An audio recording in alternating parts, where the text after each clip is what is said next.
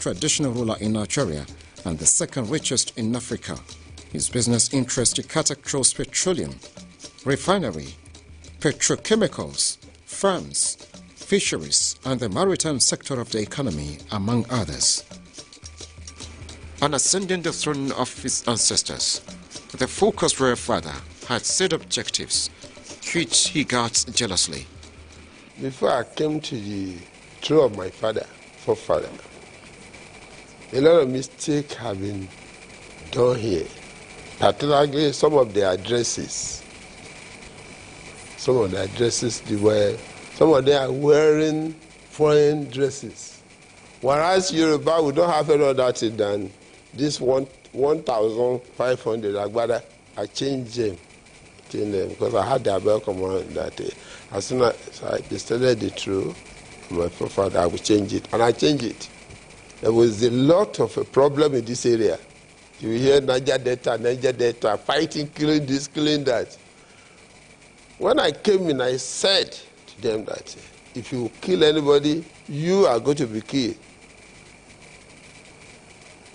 When I came in, I looked at some of our people. Their own is to go and fish, go to Atlantic Ocean to go and fish. I made sure that I give them scholarship from, our secondary school, university level. Some of the people PhD. I pay for it because education is the bedrock of any country. Your children should be very committed to education. Despite his wealth of experience, Oba Frederick Akinreton operates an open-door policy leading to transparent leadership of his people. Therefore, he holds his Council of Chiefs with high regards. Thus, welcomes their meaningful contributions at all times. Our main duty is to assist the Olugbo to see to the daily administration of Ugbo Kingdom. If there is anything like little minor problem, we sit down to settle it. If there is invitation for Olugbo, he sent us to represent him, and we represent him well. If he traveled abroad, we sit down to do the daily administration of the kingdom, and we report to him on daily basis the activities that is going on. Oba Obatero is a royal father who loves his people and attaches great importance to listening to them and providing guidance and support at all times. Once within the kingdom, the royal father meets with his people as early as he wakes up in the morning on a daily basis and discusses with them before engaging in other activities of the day. A lover of culture and tradition, Oba Dr. Frederick Obatero Akinreton, apart from having his entire kingdom at heart, also has a special attachment to his heritage. So, while at the kingdom, His Imperial Majesty Obatero did not hesitate in taking our crew round some historic sites in Ugbo Kingdom in a procession amid cheers.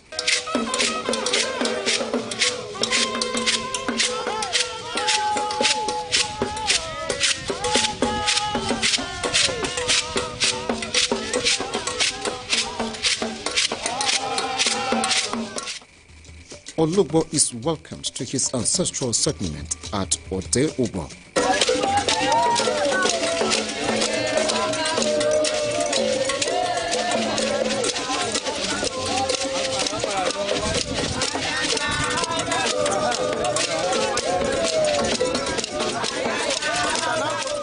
This takes us to Eleyoko, the two thatched houses, which happened to be the first point of settlement of Ugbo people in the area.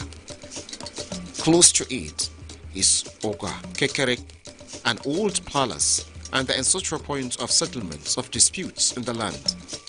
This is followed with a visit to Ogwala, a bigger traditional palace, a place Olugbo receives homages from balis of his kingdom and also deliberates on issues when at the old settlement. Within the Ogwala complex is the point where late obas are buried, which must have its rooftop left open for communication with the gods. Outside the Ogwala Olugbo Frederick Obatero receives homages from some of his subjects, just as we are thrilled to the Igele traditional dance of the Ugbo people.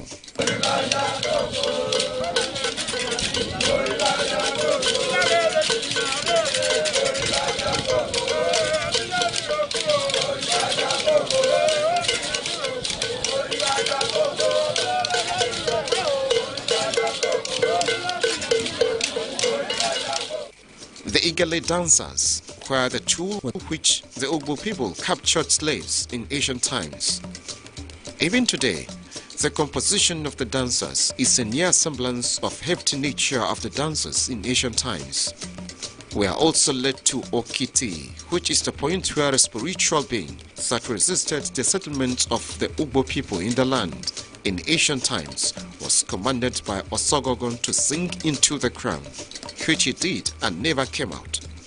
The spot, which became a huge heap of sand, has remained so since the occurrence of the incidents. No woman is allowed to climb the Okiti because if any does, she will remain barren throughout her lifetime, according to the traditional belief of the people. Ugbo Kingdom is also blessed with Okorobojo. It is a spiritual pond full of blessings. At the pond, prayers for wealth and solutions to infertility are offered and answered.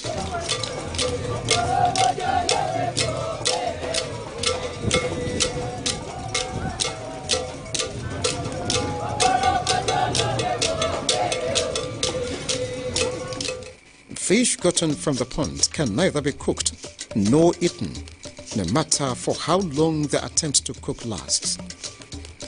Oba Frederick takes us to the bank of the coast and explains to us what happens between the Ugbo Kingdom and the Portuguese and its significance to the history of the kingdom.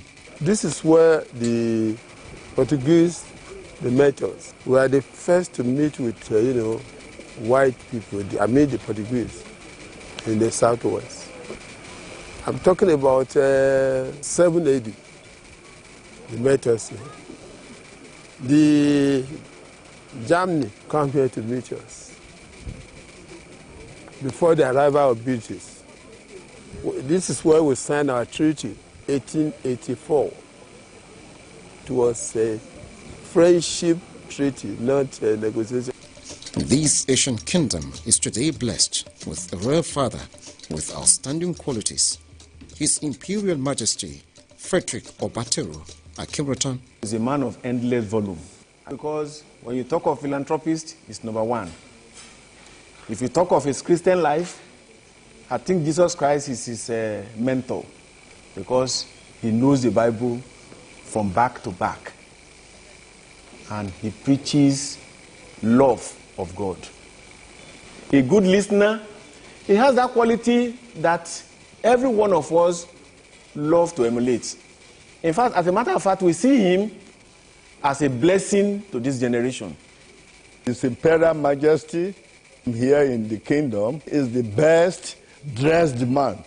When he wears cloth, it's always in glamour. And everybody appreciates him.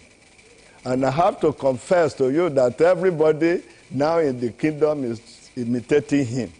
He likes to live in a very clean environment. The example is what you are seeing here now. And he's very kind too. He's prepared to help you when you are handicapped.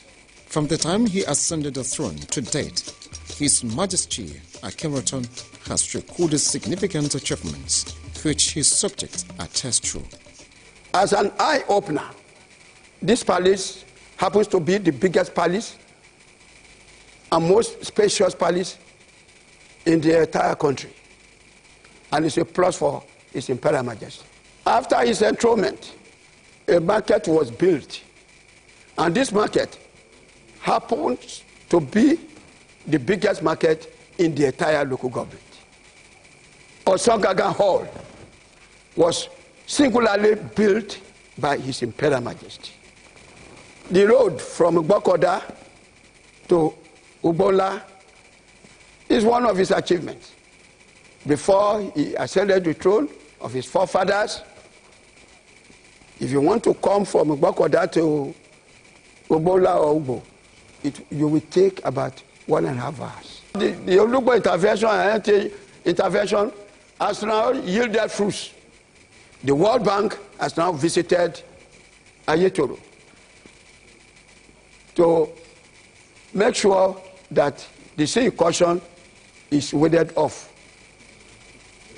A lot of achievements, too numerous to mention. Now, there is a maternity center in Ugbo here. There is a mini hospital in Ugbo here.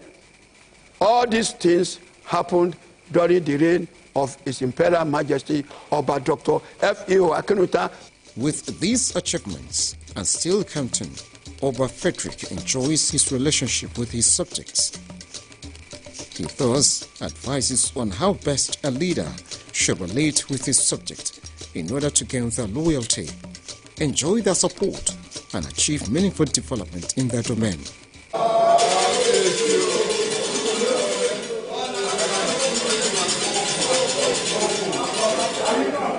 For you to gain loyalty of your subject, you have to be transparent.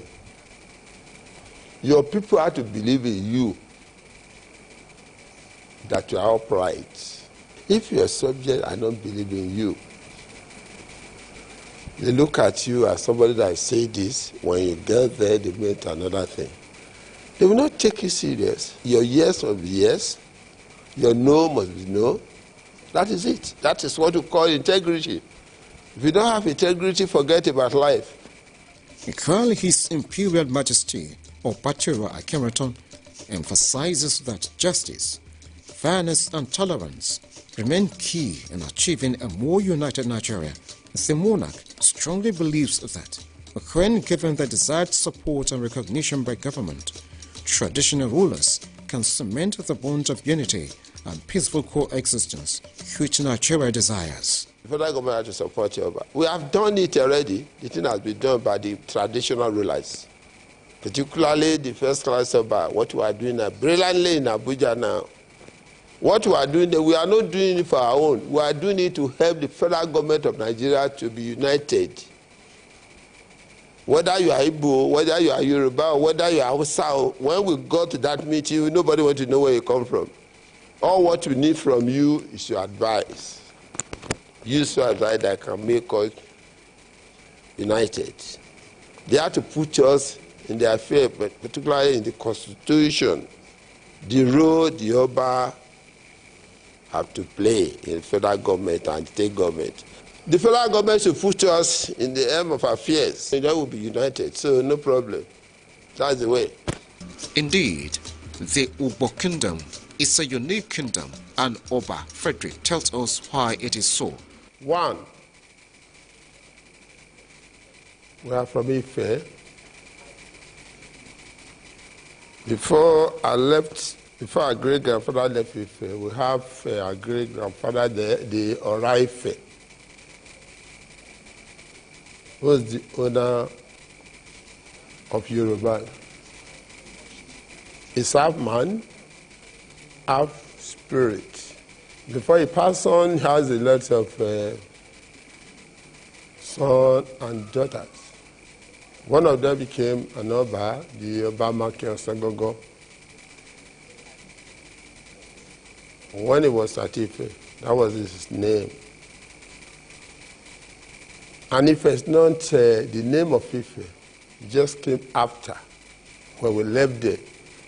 The name of that Ife is Ugbomoku. If it was just a very, very small community, out of 16 communities we have at Ife. The 16 communities have been existent before the arrival of Oduduwa. They have their own kings with their crown and their authority. And that was what Oduduwa meant. Despite the task of ruling the ancient and historic Ugbo Kingdom, His Imperial Majesty Akeraton keeps some of his hobbies. I enjoy myself occasionally. Dance, that's one of my hobbies. I like reading. I like doing exercise in the morning. Exercise myself. So most of the things, and I like singing also. So many things like that. 4 things like that. I did not miss it. I'm still doing it. Ugbo Kingdom is rich in history, strategically located and blessed with abundance of wealth. The reign of Oba Dr. Frederick Obatoro Akeraton as the Olubo of Ugbo will do nothing short of further harnessing the God-given wealth for the benefit of the kingdom and its people has already been experienced. Surely, the base of peace, unity, tranquility, wealth and stability of the Ugbo kingdom is yet to come as Olubo of Ugbo, Frederick Obatoro Akeraton reigns.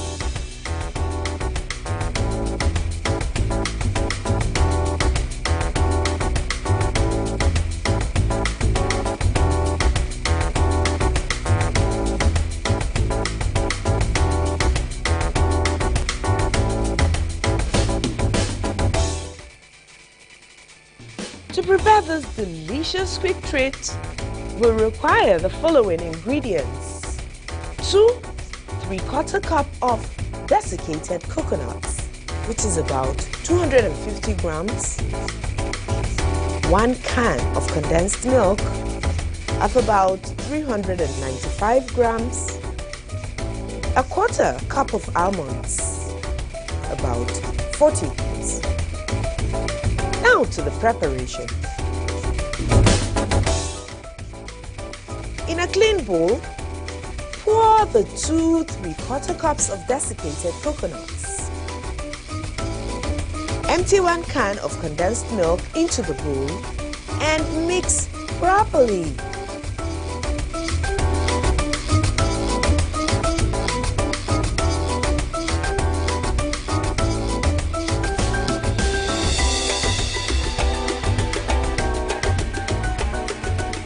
Cover the mixture and set aside for about 10 minutes.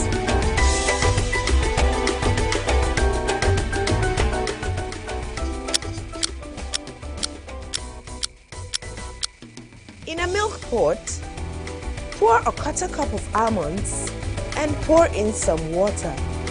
Then boil over a high flame for 5 minutes.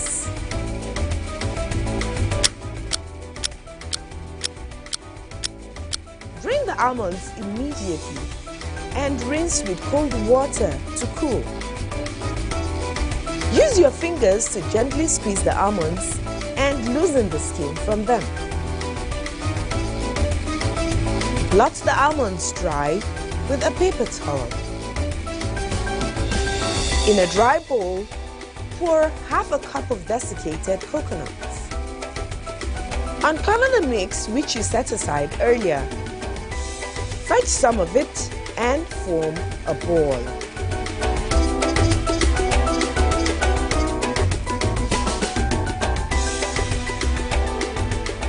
Insert one of your almonds into the middle of the dough ball.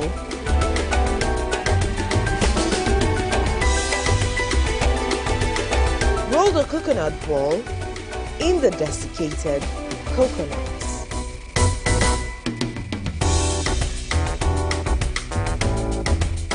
Continue the same procedure for all the remaining coconutty dough and almonds. You see, it's easy peasy. Within 10 to 15 minutes, you are done and it's ready. It just melts in the mouth. Yummy! Enjoy it with your family and friends.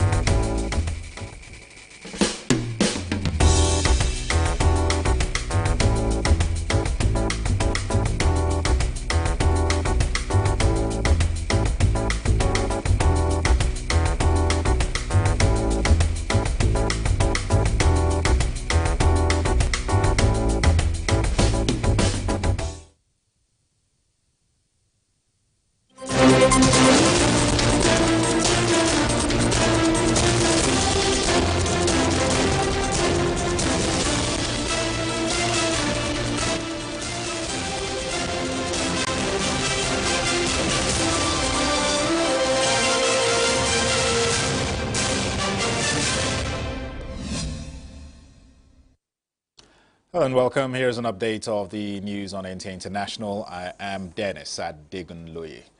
As Nigeria commemorates the 2024 African Day for Technology and Intellectual Property Rights, IPRS, the Nigerian government has reaffirmed its commitment to supporting indigenous inventors and innovators in a bid to spur national development.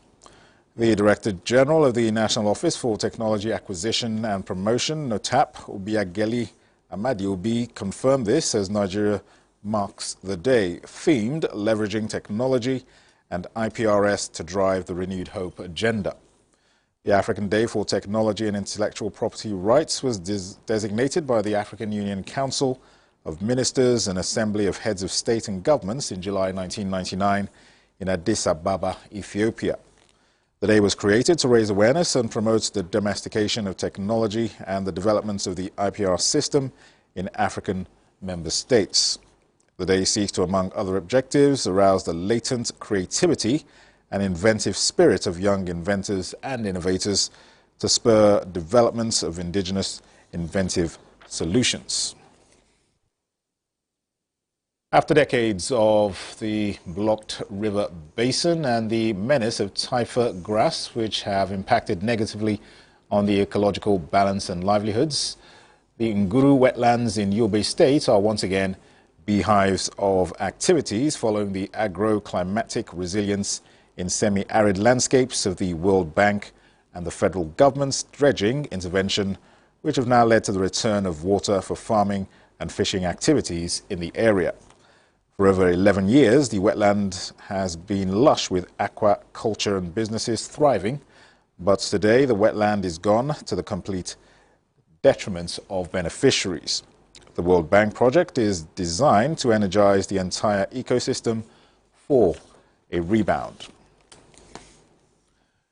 The United Nations says Borno State needs urgent global support to address the humanitarian crisis as a result of the ravaging floods. The World Food Programme says its $147.9 million is needed to provide food and non-food items to the flood-affected people in Maiduguri and other food-insecure people in the northeast for the next 6 months. The Food and Agriculture Organization of the United Nations has raised alarm over the escalating flooding in Nigeria. FAO is deeply concerned about the potential for increased hunger, as nearly 31.8 million Nigerians are already at risk of acute food insecurity. And those are the stories trending at this time. Many thanks for being a part of it. I am Dennis Adigunloye.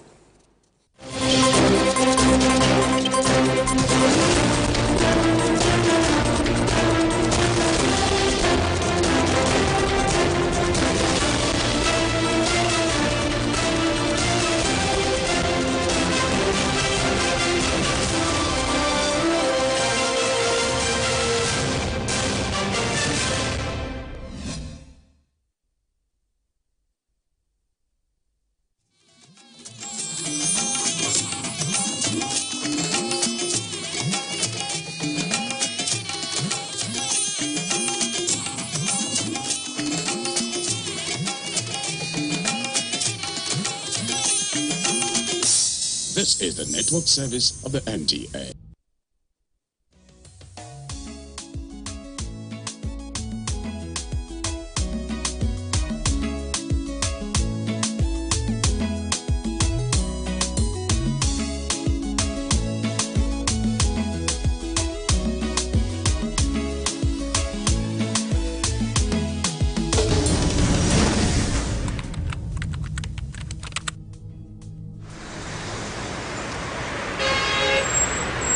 In December 2021, Nigeria released a national development plan designed to shape the country's development between 2021 and 2025. The plan is projected to tackle development issues like poverty alleviation and foster industrialization.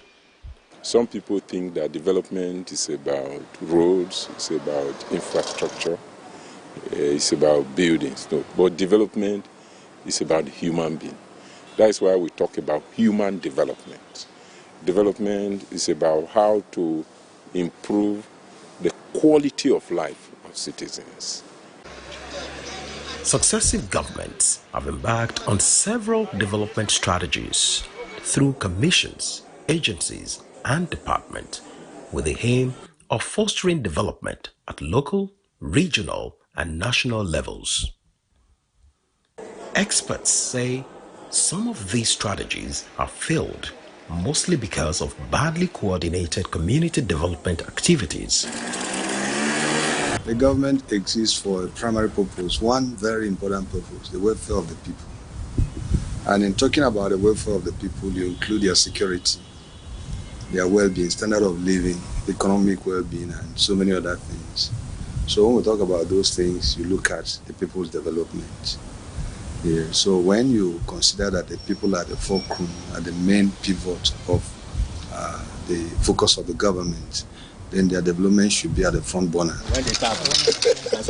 All right. Community development is the process of improving the social, economic, and environmental conditions of a community and bringing members, government and non-governmental agencies, and other stakeholders together to identify and address the needs and challenges of said community. For the benefit and good people of Ogenibo and Jeremy Clan, and also properly educate our children and our students. In the name of God the Father, God the Son, God the Holy Spirit. Amen. In short, people come together to take action on what's important to them. It changes the community's life in terms of access to potable water. It reduces waterborne diseases in those communities. In terms of hospitals, we are able to reduce maternal mortality.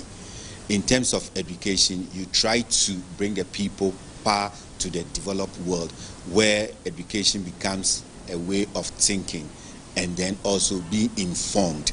So we may look at it from that perspective, that you could have indices that before the hospital there were issue of child mortality before, and then after it has reduced. You can also look at market access. They are able to sell their produce, which makes them to get some money for their livelihood activity. So we look at that their lifestyle changes from worse to better. Community development is based on the action and belief that all people should have access to affordable health, general well-being, wealth, equitable justice and opportunity. It recognizes that some persons, groups and communities are excluded from benefits as well as marginalized by the way society and structures are organized. Community development seeks to challenge these and ensure fairness for all citizens from one community to another. In a country, for instance, there is the need for a development strategy, the strategy that the country will use to improve the quality of life of the citizens. And that strategy comes from the vision for that country, and you go to have a machinery that you'll be able to translate that strategy to concrete programs and projects that will touch the life of citizens. And then you back it up with budget or financial allocation. And then as the people access these services, their quality of life will begin to improve.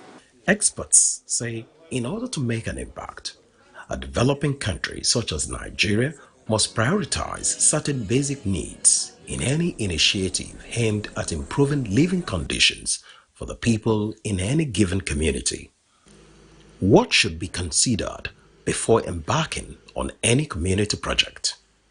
They may have a need in terms of water, education, hospital. Maybe some may also decide to tell you that they want market. Some will tell you they want football field. Because I quite remember some areas that we went to put communities together, women and men. The women said they want football field. You'll be surprised why women were saying football field, because there is another community that their men goes there to play football and watch football. So they believe that those women over there capture their men. So it varies. But in a nutshell, we have certain indicators that we look at in each community. What do they want as a community? They may have 1,001 projects, but you have to prioritize with them. So once you are able to facilitate that, they look at the needs that they prioritize. So that's why I said some may decide that hospital, clinic will be their area of concern, whilst others will tell you water if they don't have available water at their disposal. Some will tell you education. So it varies.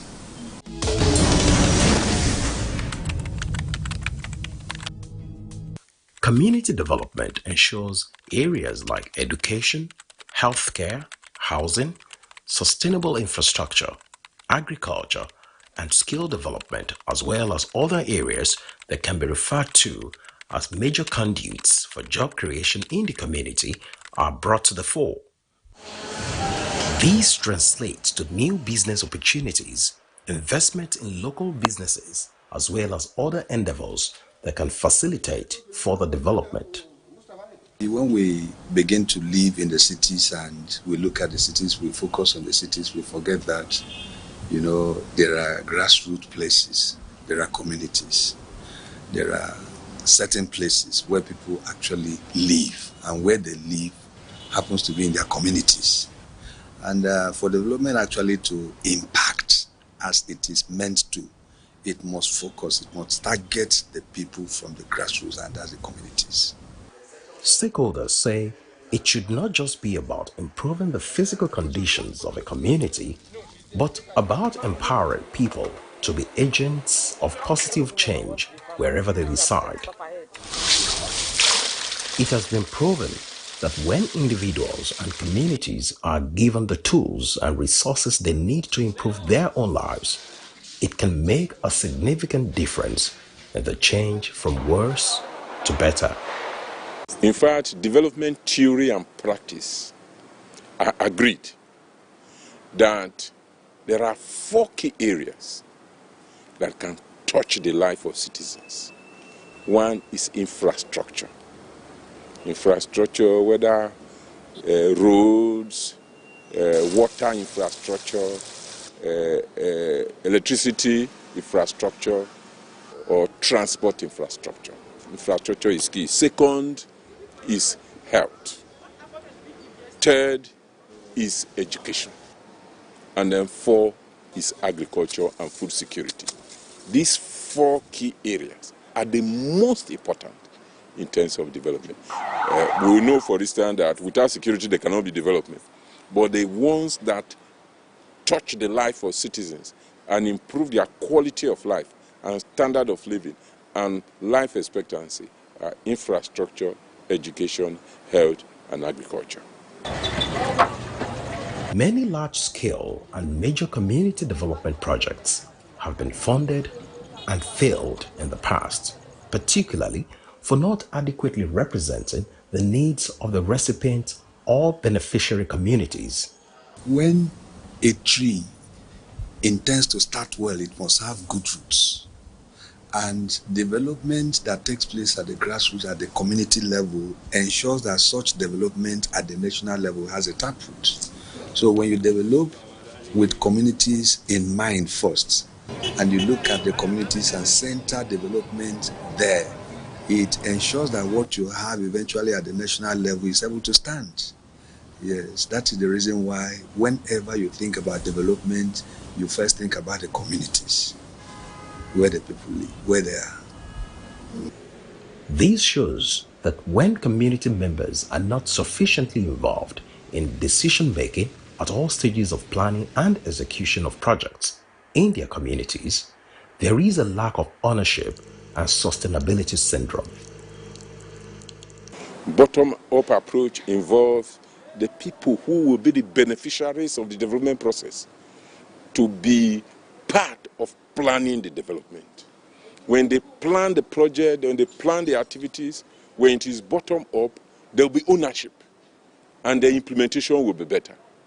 However, our experience in development shows that you need both bottom-up, top-down, and even sideways. Take, for instance, in the past 15 years, Nigeria was the third largest host of poor people in the world, with India being number 1 and China being number 2. Remember also that Nigerian population is only about 15% of China and India. But in the last 15 years, China has lifted 730 million people out of poverty. And India has lifted 170 million people out of poverty, now making Nigeria the host of the largest number of poor people in the world. How did China and India do this?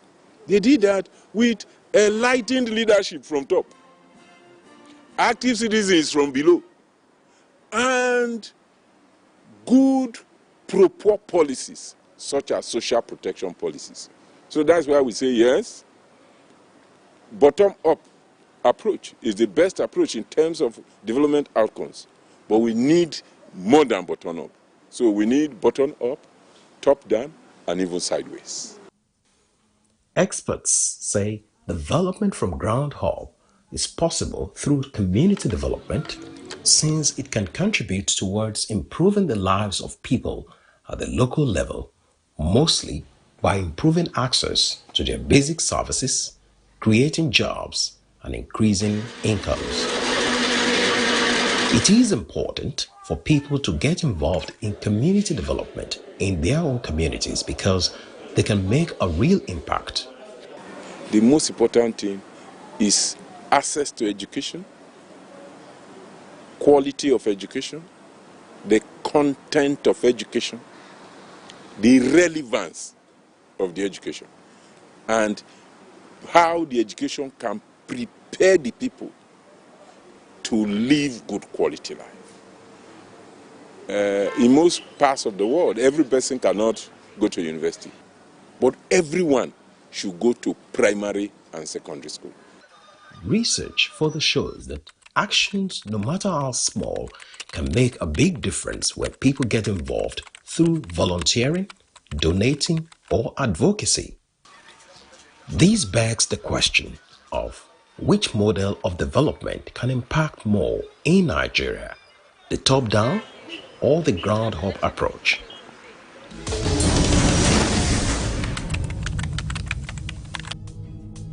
If you try to do top, bottom, down, you will fail, because when you want to talk about project sustainability, then you failed. But if you want to start your planning from bottom up approach, that should be the best, because at the end of the day, the community people accept that, because that is their problems, that is their issues that they've raised, and then you help them to resolve the issue. You help them to put in what they need, so their felt needs become prioritized and they accept it. The 2021 National Development Plan aims to ensure that by 2025, 35 million people will be lifted out of poverty. According to the plan, the government aims to achieve this goal through accelerated, sustained, and inclusive economic growth with social protection initiatives. 21 million full-time jobs are expected to be created. You cannot develop without planning. And when you plan, it's like you must tie yourself. You must tie yourself to your plans. Your plans will discipline your spending, will keep you away from frivolities, will keep you focused. But when you plan, and because a government is a continuum where societies understand how development is gotten, they operate a governance system where one government comes up and takes over from the last one in a sequence. And so there is no interruption. But in our country, you discover that a particular government takes over and it cancels out all the programs of the previous one without looking at the merits or demerits. At one fell swoop, they cancel out everything and want to start afresh because they think they have what it takes to do better. Now, in China, it wasn't like that. It has not been like that. In India, they don't govern themselves like that. They look at what was initiated, and let us not forget this fact, that it is usually because the things that were initiated are initiated to benefit the people. That countries that have made tremendous progress in the last 30 years, like China, India, Mauritius, Botswana, Singapore, Brazil, are countries with long-term development plan and five-year national plans. And that is what we need to operationalize in this country. Luckily, the departing Buhari administration has produced Nigeria Agenda 2050. And there is also the first plan from 2020 to 2025. This Tinubu administration need to key into that Nigeria Agenda 2050, amend, review, and make it to align with its own development aspirations, but ensure that there is an overarching development strategy that guides the work of the government. According to the plan, key sectors such as agriculture, manufacturing, trade, oil and gas that account for 60% of the country's gross domestic product will be revitalized for achieving stronger economic growth. The government also promised to invest in key infrastructure such as physical, financial, digital, science, technology, and innovation. It is the duty of the government to de-emphasize white-collar jobs and then this idea that if you can speak better grammar than your traditional language, you're a better Nigerian. No, it's a big problem we have. So government should encourage technical education. Let our young men understand and then create a good opportunity for those who are trained. Not just to, there are so many technically trained young men who are out there riding bikes, doing bike transportation. So where does that leave the teenager who is growing up and is thinking of also going to acquire a skill? Is it after acquiring a skill he hits the street with a bike, motorcycle, doing motorcycle transportation? Government will not solve every problem. But there is a minimum. That minimum is a level playing field. And then the psyche of the society must be affected. We have a National Orientation Agency that should be doing things like that. Years ago, we used to have commercial schools. Where have they gone to?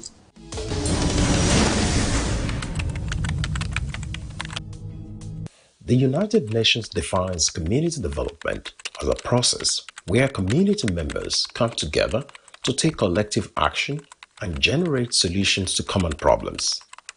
It also seeks to empower individuals and groups of people with the skills they need to effect change within their communities.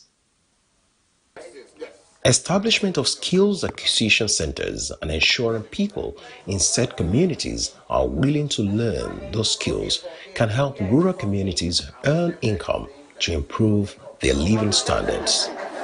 If you are leaving a rural community to urban community, there are certain things that are pushing you from your community to the urban communities. One, education, access to light, access to telephone facilities. Today we are now in a small world where we can communicate with each and everyone. Access to potable water, access to quality education, access to open market, and then access to housing, decent housing and decent jobs and wages. So these are the things that drive people from the rural area to the urban area. Now, in urban area, people think they are living a luxurious life, but when you look at the quality of air, the air pollution, people wouldn't like to even live in an urban area. So when you bring those things that are driving the people from the rural area to the urban area, it means that you are bringing people apart. So there is no need for them to leave their families where they were born and raised to another place that they don't even know. So these are the things, these are the push and pull factors. So to bridge that gap, I think we have to mirror what we have in the urban area to the rural area. That would be the best way to reduce the rural-urban migration. Traditional rulers and community leaders, being the custodians of the people's culture and tradition and closest to the people at the community level, have a major role to play in community development. I have the honor to cut this tape today to declare or commission this beautiful model secondary school for the benefit of our state. For God help us.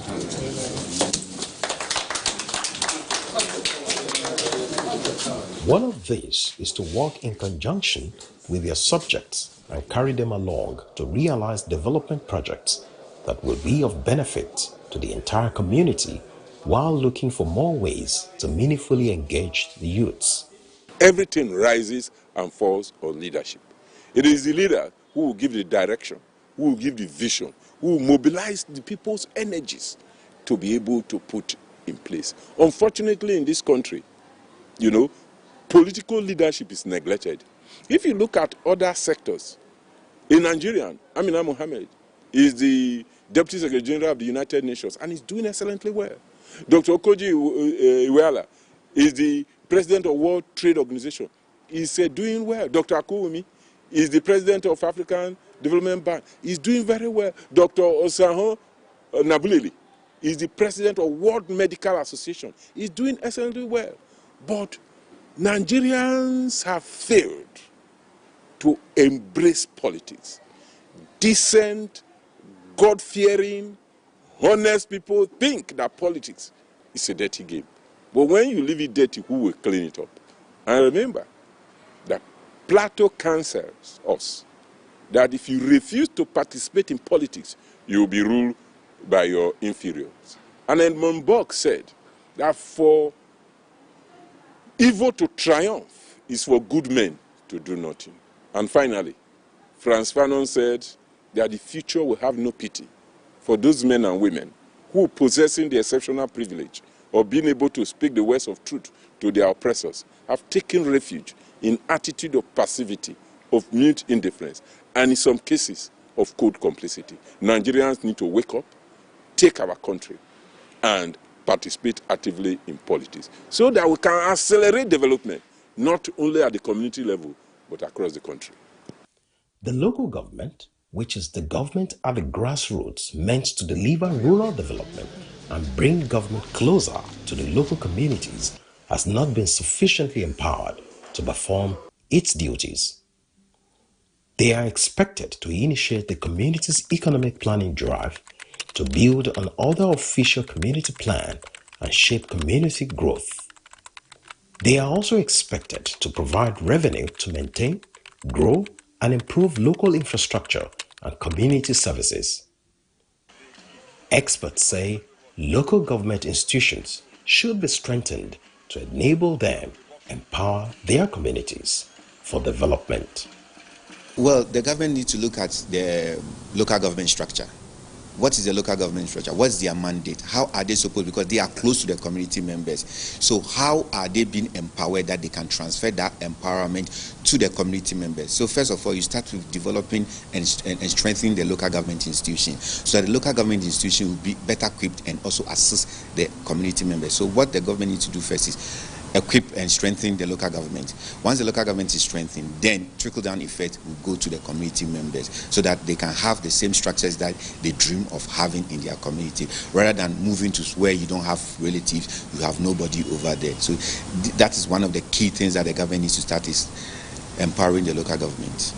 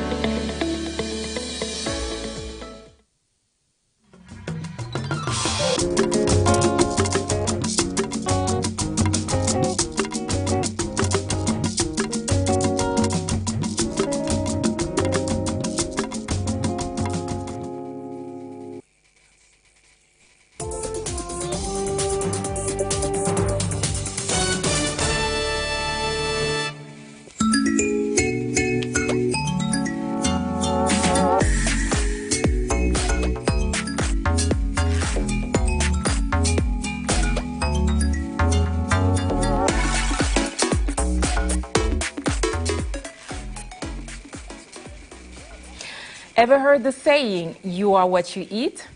It's a powerful reminder of how our food choices impact our health. Unfortunately, the idea of food as medicine has been overshadowed by cheap and convenient processed options. Hello everyone, and welcome to Our Voices. I am Ginny Niwa, joined by my co-host Oriane Taginshaka and Simini Shiekoye. In this episode, we're diving into the power of African heritage foods and how they can heal and boost our health. So get ready to fall in love again with whole and natural food. So ladies, do you eat healthy consciously? I don't think consciously, I wouldn't say it per se, but growing up in Ethiopia, or in Africa, we learn to make our food from the scratch, right? We boil the beans, we put them in the water overnight, and we boil them. We make everything from the scratch. And here in the US, I still do the same. I like making my pasta sauce from the scratch, chopping onions and tomatoes and everything. Beans or even salad dressings, I don't buy the already made ones from the supermarket. I will show you later, maybe when we talk, fresh squeezed lemons, black pepper, salt, and I tend to do those, and we try to eat as much fresh food as possible at home.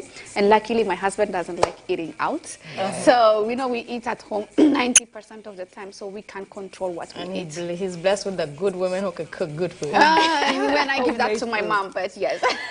Well, for your question, I think that, just as she said, if you were born and raised eating the right food, you don't have to make a conscious decision to eat healthy or not healthy, because it's your lifestyle, it's what you know. And if you were born eating junk food, hot dogs, burgers, you are consciously going to go towards that because that's what you know. And so it's not really your fault, it's what you were fed when you were young. I consciously do pick right foods, and I think a little bit of both, because I grew up eating rice, beans, regular, healthy African meal. But I also, as I get older and older, I'm realizing that when I'm eating something, I'm wondering, what kind of vitamins is this? What kind of, nutrition am I getting from this? And then I just really feel happy about the choices I'm making. Like, for instance, I'm eating a salad today, and I love beautiful things. These days, I'm into pretty looking food. So I consciously make a beautiful meal out of very healthy stuff, but that also looks pretty. So I think that it's a little bit of both, really. I do make conscious decisions, that's what I mean. But that also gives me the right to indulge in unhealthy food like pizzas, burgers, and things like that, because I know I already eat healthy. Yeah. So if I want to eat a cake, Drink it once in I'll a eat while a cake. is okay. I will eat a cake whenever I want to. So you give yourself some extra, because that's not what I do every day. yourself? So, you know, growing up in the West, when I was younger, when you would go to the supermarket, food used to have a smell. You would go to the aisle, you would know you in, you know, onion aisles, even if you were blindfold, and forget about the garlic. So now you go to an onion aisle, toothbrush aisle, it smells the same. Yeah. So to me, if it has no smell, then it has no taste, and if it has no taste, then it has no nutrients. So what I tend to do is buy my African food in, you know, African market, even though it's frozen, or even buy my meat halal, even though I'm not Muslim. But I just feel like the way it tastes better. Don't ask me what they do. I'm pretty sure, like the way the industrial, exactly. It's something about it. It still has a taste. So as much I do not shop, in Western supermarket. It's hard to know how foods are made these days, right? How cattle are raised. Like you can only go so far and try to make healthy decisions for your lifestyle, but at the same time, it's not that easy because you don't know how the cattle are raised when you buy your fresh meat, even from the halal meats. Yeah, because nowadays, GMOs, genetically modified food is just the norm. Yeah. It's very sad. Well, talking about tasty and nutritious food, let's take a look at how people around the world are reconnecting with their roots through food. In Africa, while some are turning to fast food or overly processed options, others find nostalgia and comfort in traditional foods. Here is a report from Kampala, Uganda by Mugome Davis Rakwarengi. Let's take a look. It's a busy day and at the Cultural Center restaurant here in Kampala, where local food chef Nicholas Nwajila and his team are busy cooking wholesome dishes using local grown ingredients that Nwajila says he gets from markets nearby. His customers love African yams, matoke, millet bread, locally known as karo, accompanied by local soups such as beef stew, cowpeas, beans, grown nuts, and fish. He says most people here like fish luombo and karo.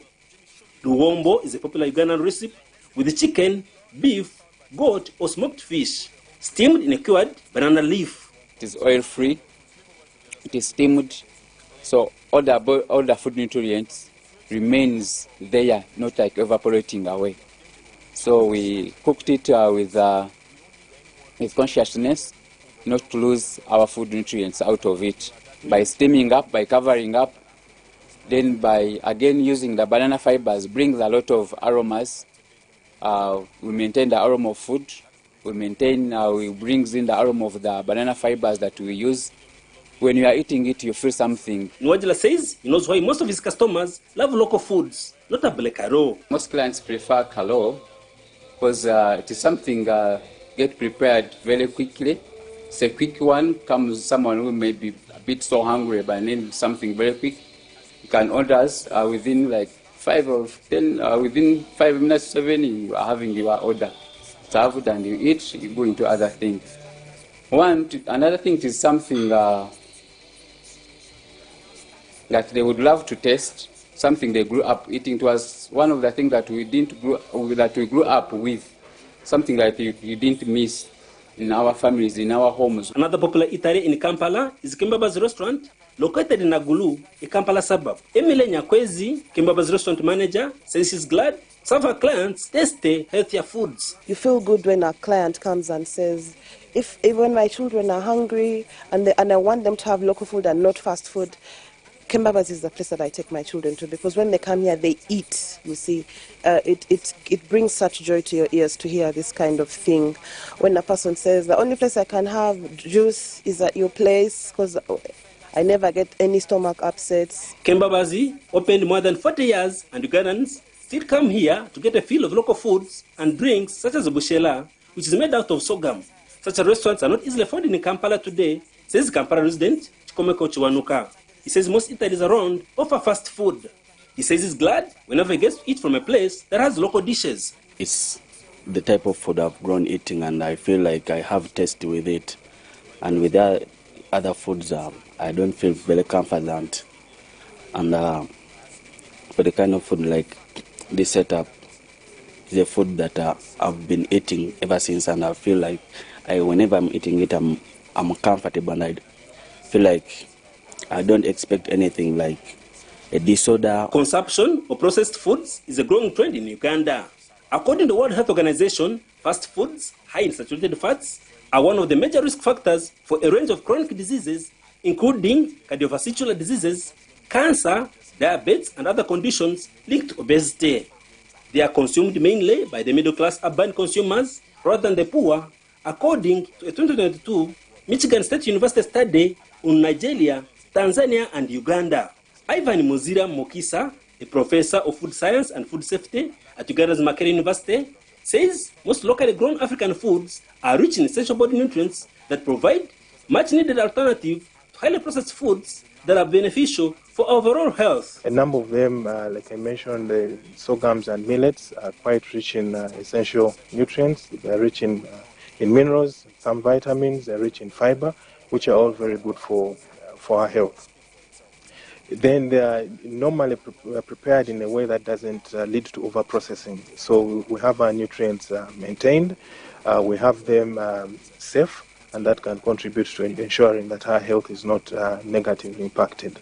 Mukisa also says the methods of preparing African cuisines reduces the intake of unhealthy additives and preservatives. For VOA News, I am Mugume Davis Rwakarinji in Kampala, Uganda. Thank you for this report, Mugume Rwakaringi. So today we are pleased to welcome Ms. Tembra Ray Stevenson, the founder and CEO of WANDA, or Women Advancing Nutrition, Dietetics and Agriculture, a nonprofit that empowers women and girls of African descent to build a more equitable and culturally inclusive food system. Tembra has been a driving force in advancing food justice for over 20 years. Welcome, Tembra. Thank you for having me. It's a pleasure. It's such a pleasure. Definitely. And I remember Tembra came on Our Voices a few years ago. We really enjoyed that conversation. I'm glad we're pushing it back again and bringing it back to the table. A lot has happened between now and then. Great. African food imagine. scene. Very good. Well, you let us know about it. Most definitely. Yeah. So, Ms. Tembra, you often talk about food as medicine, as we know, particularly African diasporic food. Is there such a thing as a diet that would be more beneficial for Black people, especially knowing that, you know, we have certain communities are more genetically predisposed to disease like diabetes, for example? Well, first, I want to thank you all for having me. And when we look at the food as medicine movement that's really grown and catapulted from the White House Conference on Hunger, Nutrition, and Health that just happened in 2022 under the Biden-Harris administration, we know that food as medicine has, by default, seen as Mediterranean diet. And that's because research dollars have been invested in those foods. And the reality is those research dollars now need to be invested in looking at the health benefits of African foods. We've seen some studies that have already been conducted around how just swapping an African diet in South Africa for 2 weeks with African Americans here and Africans having an American diet, how there was a shift in looking at cancer and seeing how polyps and inflammation was increasing just by being on a standard American diet among Africans just for 2 weeks, whereas those same polyps and inflammation was on a decline in African Americans on an African diet.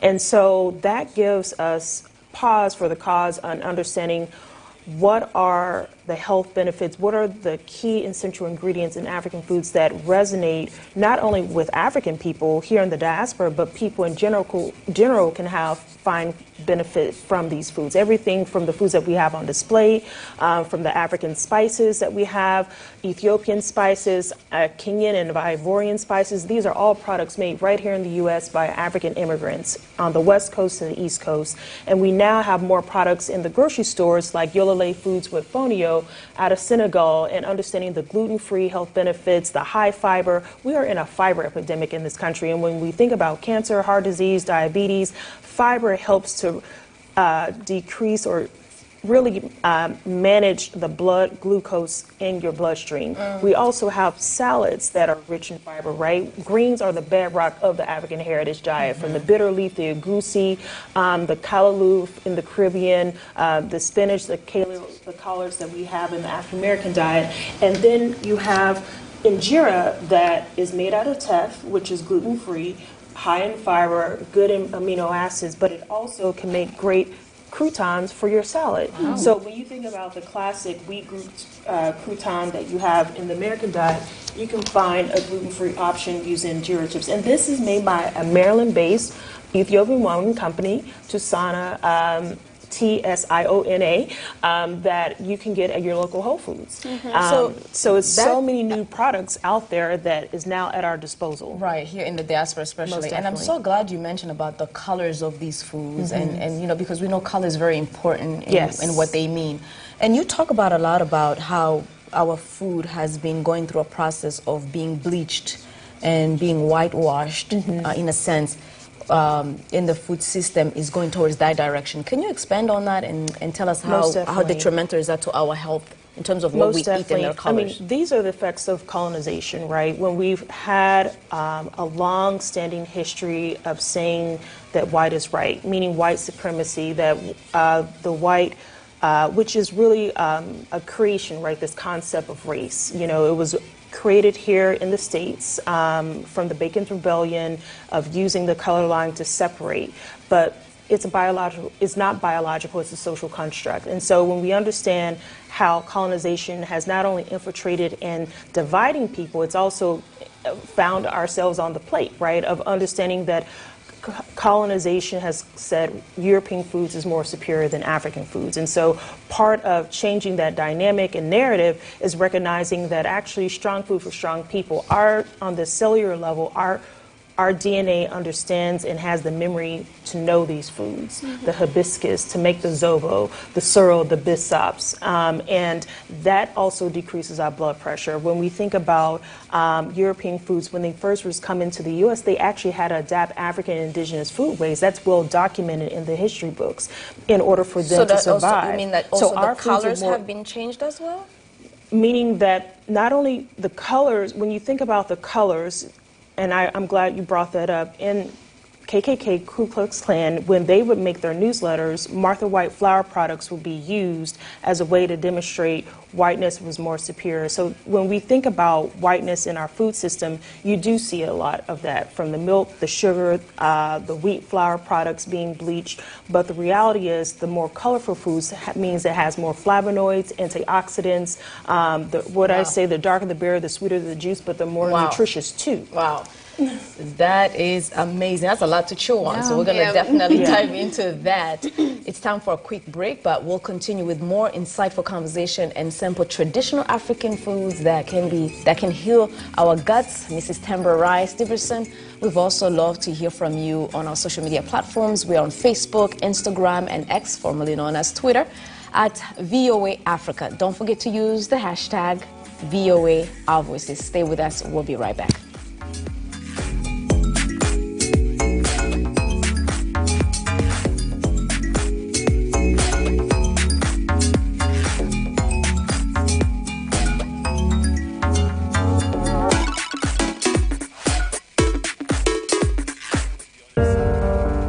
In times of change, when the world seems uncertain, and what we hear doesn't reflect what we see,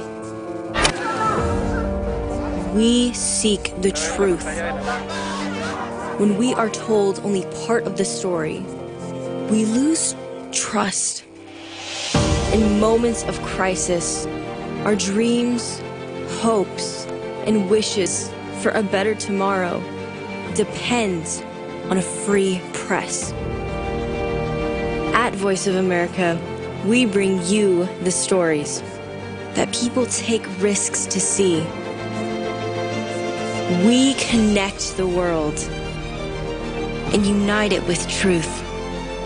At Voice of America, we show you the whole picture.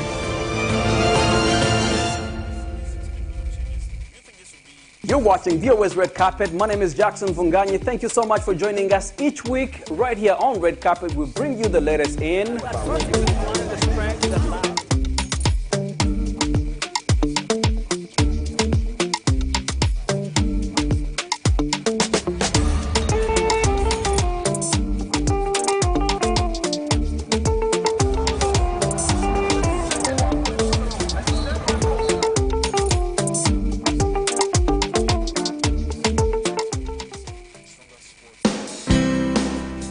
health, wellness, sport, beauty, medical breakthroughs. Healthy Living cares about your well-being. What are the main health concerns in Africa and around the world? Find out the latest on coronavirus. Connect with our experts and ask them questions. How long does the virus stay? Join me, Linor Mudu, in Washington every week on Healthy Living, right here on VOA.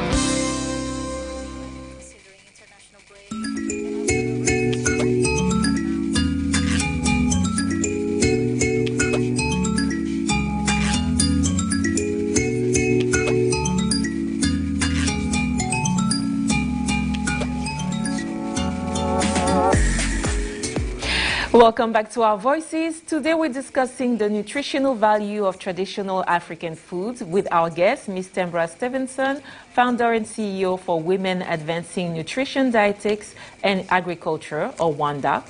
Now let's get into something exciting because we have so many questions. And also food to taste. You mentioned African food like the injera and the different spices here on our table. So when we talk about African food and African diet, in terms of making healthy choices for our diet, how healthy are they?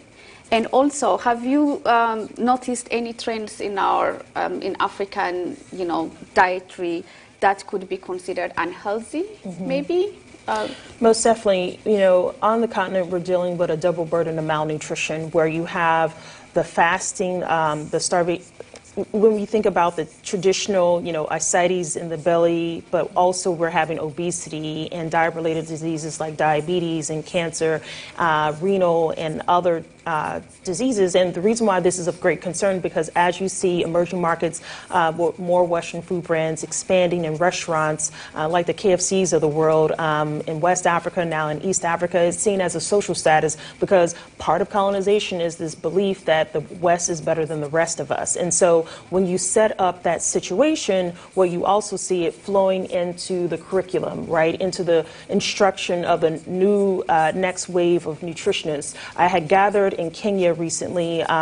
We host sisterhood suppers through WANDA, had our first one on the continent with nutritionists, those who are in the farming space as well as those who are students, and they're saying in their own curriculum they're not even learning about African foods. They're learning about how to cater to the West, and those in the culinary schools as well, they're developing diets around the Western diet, even on the continent. I was amazed. I could understand maybe here in the U.S., but to have that happen on the continent, this is recolonization 2.0. What you're saying about social status is really true, because when you think about how when you go to Kenya and you see people eating burgers and pizzas as a social class, as this, I'm rich now, I've made it, it's really toxic, it's really dangerous. And what's dangerous about that is if you don't have the healthcare infrastructure to support the treatment and the management of chronic diseases like diabetes or the renal failure, if you need to be on dialysis, you're setting yourself up for having a decrease in life expectancy, but also a decrease in quality of life.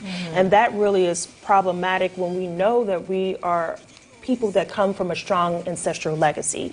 And so for me, knowing this history is why I trace my heritage back to Nigeria, to the Fulanis, have created WANDA in Nigeria, where we're now funding and supporting at Bayero University their first class of nutrition students. And so we're covering their tuition and fees, we're providing mentorship, we're working with mentorship programs, and our board members, Ashru Abubakar, want to give him a shout out, who was a Washington Mandela Fellow, a Mandela Washington Fellow, who I was able to bring into WANDA's world. And so there are men, right, who are understanding the power of empowering women and girls because they come from mamas, they have aunties, they have wives, they have daughters. And so for us, that's also the reason why we should be thanking our mothers and aunties, for helping us understand, our African mothers and aunties especially, for helping us understand the nature of the food we are cooking, how to cook them, and how to, you know, make this such nice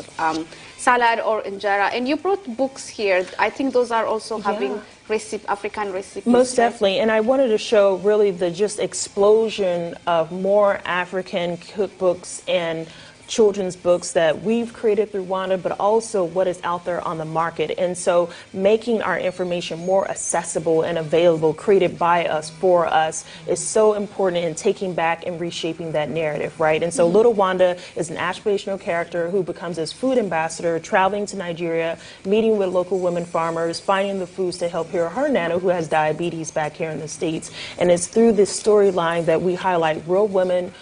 This is Salamatu Garba in this case, who manages WOFAN, a women farmers network in Kano, Nigeria, and I had the pleasure to meet her. And so we want to showcase more storylines of Little Wanda going to Ghana, going to Kenya, going to Ethiopia, and we make them in the local language so it's accessible to kids. So that means in Amharic, in Kiswahili, as well as in Hausa and Twi, and all these languages. And so our, you know, if McDonald's can have toys, right, we can too for Africa. And so that's why it's so important. And we secured a design patent on Little Wanda because we understand about intellectual property and understanding that we need these characters in our classrooms to help educate kids around the power of their foods, to be their medicine, and to really instill self-esteem and cultural pride. That's very, very nice. But I have a question in terms of, you know, affordability. When it becomes natural, organic, people are worried that it's more expensive and they can't afford it. Most so, definitely.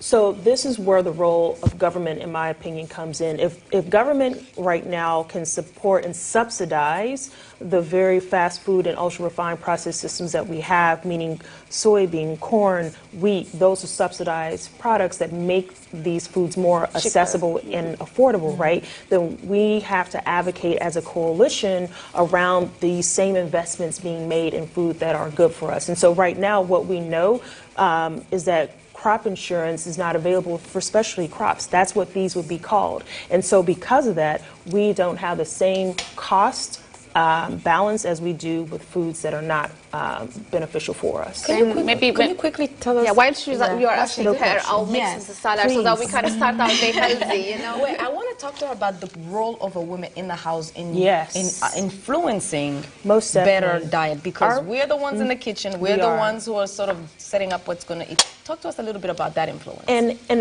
We need to highlight this, right? I was a tomboy, right? I love sports and I love being, you know, and hanging out like the boys, right? But what I learned once becoming a mom, that no one can, we are the first foods for our babies, right? And so I began to really see the power of embracing the role of bringing that black girl magic in the kitchen, and how important it is for us to be those cultural keepers, to be those culinary creators in our families and communities, because we are the ones we've been waiting for. And if we put that responsibility in the hands of the food system, or in terms of industry and restaurants, we'll have hypertension, we'll have a side of diabetes, and so there is no substitute as a survival skill of learning how to cook and see how it can be a beautiful thing, a legacy you can pass on to the next generation.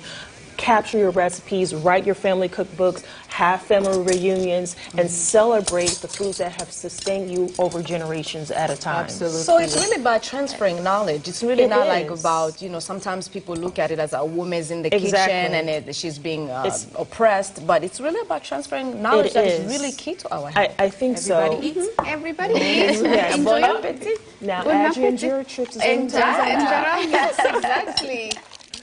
Yeah. Awesome. Well, while we're eating this little salad, healthy food, definitely, this is where we wrap up today's show. We want to thank our guest, Ms. Tembra Stephenson, again, founder and CEO for Women Advancing Nutrition, Dietetics, and Agriculture. Thank you for joining us and sharing those incredible insights on the nutritional benefits of traditional African food. Be sure to watch our voices on the VOA website at voaafrica.com. or on our YouTube channel, where you can catch up the latest episode and the world's top news. Now, on behalf of my co-host, editors, production team, and everyone here at The Voice of America, Thank you for tuning in. We'll be back next week with another exciting program. Until then, eat healthy. Right.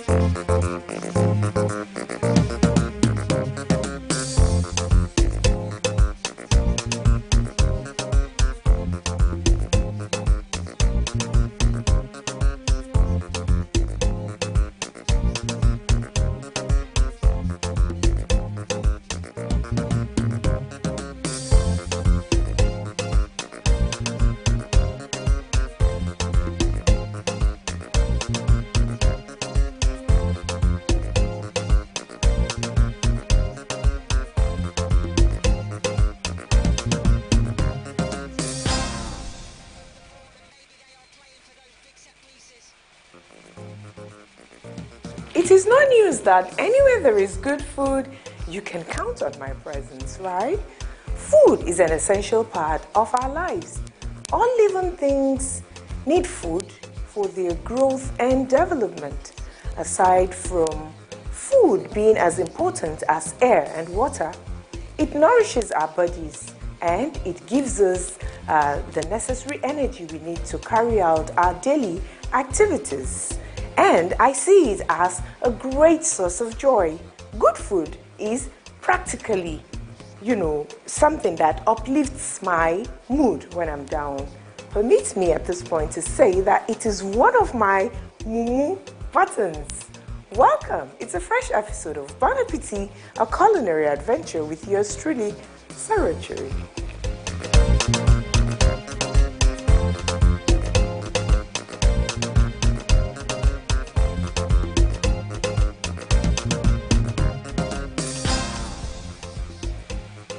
Everyone has a different food preference.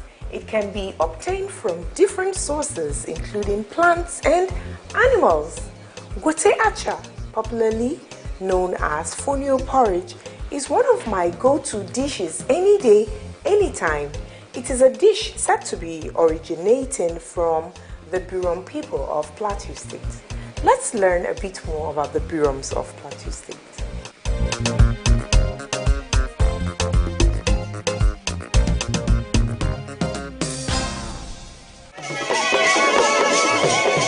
The Birom people are the largest indigenous ethnic group on the plateau, covering about 4 local government areas in Plateau State, north-central Nigeria, which includes Jos North, Jos South, Barkin-Ladi and Birom. Biroms are also found in southern Kaduna State. The Biroms speak the Birom language, which belongs to the Benue branch of Benue Congo. The Birom people are led by a paramount ruler called the Gwamgwam Jos, the traditional stool which is said to have been created in 1935 by the British colonial administration of northern Nigeria.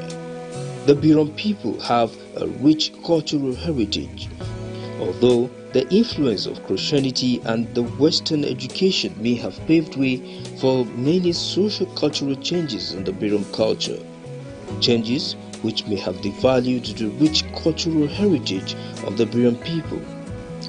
Nzam Birom is usually held between March and April of every year, to coincide with the period when Mahjong, Nshok and Badu festivals were held. The festival has in display an array of cultural exhibitions from different parts of Birom land, especially music, dance, arts and culture. Hunting was regarded as a show of skills and bravery, so much so that most Birom names are derived from game animals. Most importantly, the Duika, due to their perceived beauty. These names are an indication of how important game was in pre-colonial Birom society. According to the Birom culture, the parent of the boy can choose a wife for him from the girls of marriageable age in their community. Thereafter, he has the right to check out for the qualities he desires in the lady, and if his desires are met, then they are both good to go.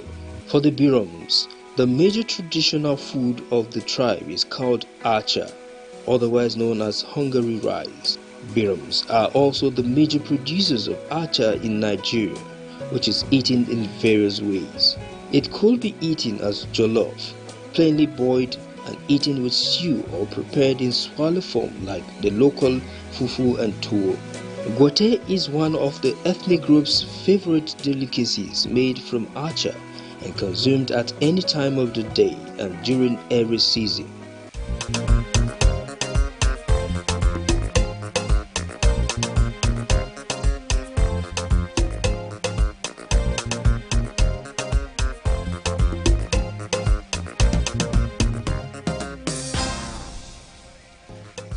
Okay, so adventure has once again brought me to yet another kitchen, and I have Chef Lami. You remember the face? She's regular on this program, but this time around it is her culinary academy. It's a place where she has opened, she teaches, she trains, especially young women that are about to get married. That's what she basically does. Anything soup, we have the master here. She's here to take another gastronomic trip with me on the program. Chef Lami, I'm glad to have you. It is Gote, the Plateau State way, right? Yes, but with my own twist. Yes, with my own twists. Gote, the Plateau way, has specific vegetable, but I just tend to use whatever is available around my, at that, you know, maybe in my fridge, because it's something that you can just... It's a go-to meal. It's a go-to meal. It's good for diabetes. It's just good for, if you want to lose weight or anything, or if you don't want to eat something that is heavy. Exactly. So in a nutshell, she picks whatever is available, puts everything all together, rustle it all up, and a beautiful pot of gote will come out. Yes. And that's what we're going to do today. All right. Are we ready? We are ready. Let's start cooking. Let's go.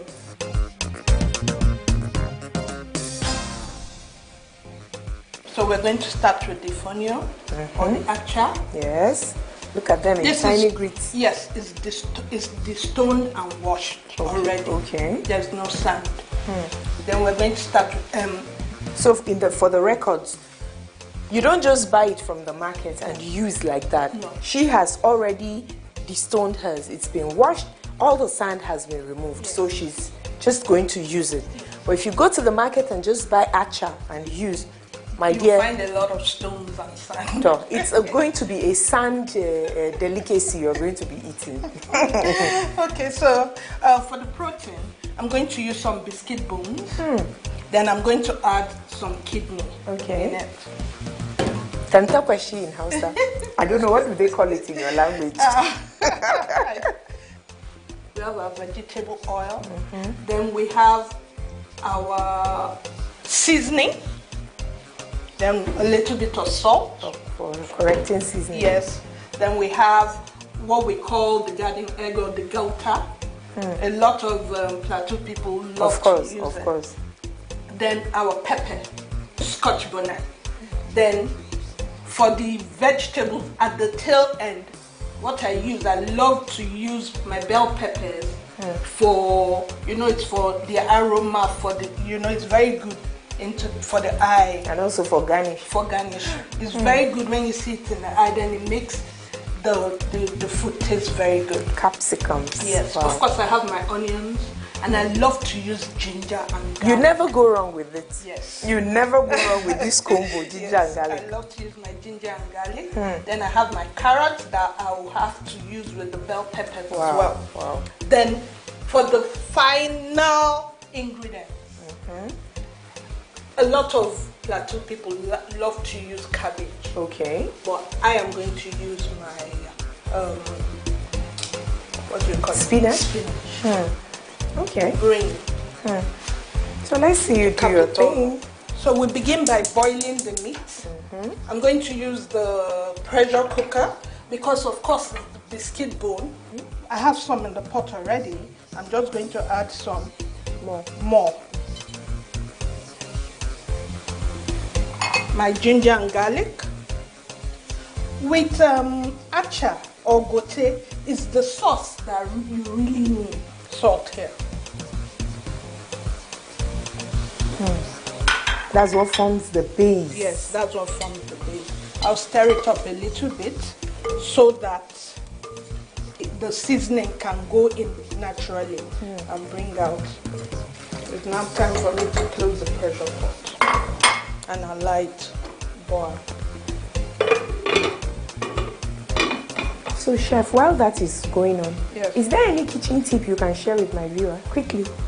If maybe your gote is a bit salty or the stock is a bit salty and you have potatoes, Irish potatoes at home, you wash it up very well, cut it into two, bring like two, cut it into two, you're having 4 slices and you dip it in, it reduces the salt content. Do you know what that's called scientifically? What? That's osmosis.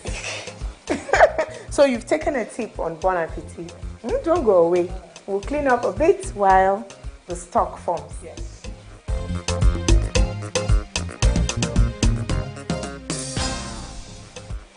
My signature dish is African special. It's the local way of cooking jollof rice. Our Nigerian jollof rice, you cook it with vegetable oil, but this one is the local way where you put locust beans, you put palm oil, you put crayfish, stockfish, dry fish, then you season it and garnish it with any vegetable of your choice. People love it because it's more natural, I think, and it's more healthy because of all the ingredients in it.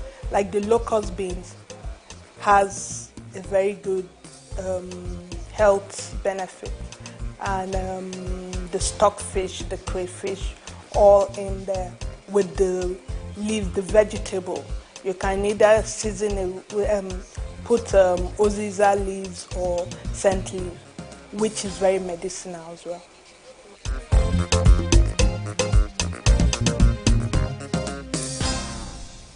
I love to wash my vegetables with vinegar. Okay. So this is just because it's been exposed, but they are already washed. Once I bring them from the market, before I put them in the fridge, I wash them with vinegar. Okay.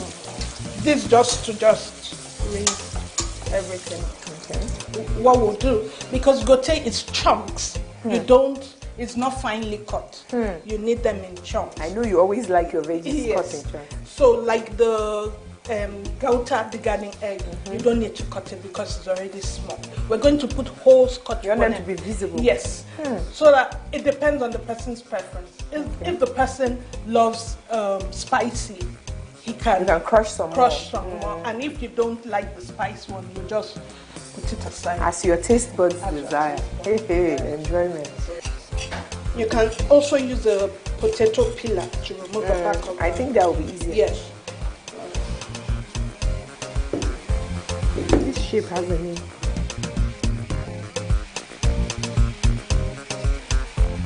I go back to rinse and to rinse my chopping board.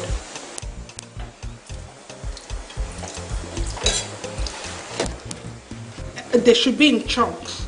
So I'm going to julienne this. Just large.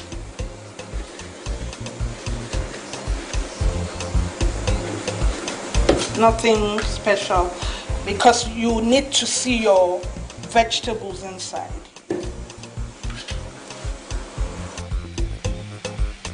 So I have this here, and I have this here. Then I have my carrot, and I have my garden egg. Which you didn't cut. I didn't cut. I told you. Because it's not yes, really big. it's not big. So that when it gets soft, the person eating it, can either, a lot of people don't, it depends because it's a bit bitter. Some people don't like it. People don't like it. I love it. You love it? Yeah. I love to use both the white one and the green one. Yes, but ideally it's this one. And you know, in Plateau State, they love to use the cabbage with this. Okay. So, like I said, I'm not using cabbage. I'm using green. I have to clean up. Don't go away. Let's clean up a bit.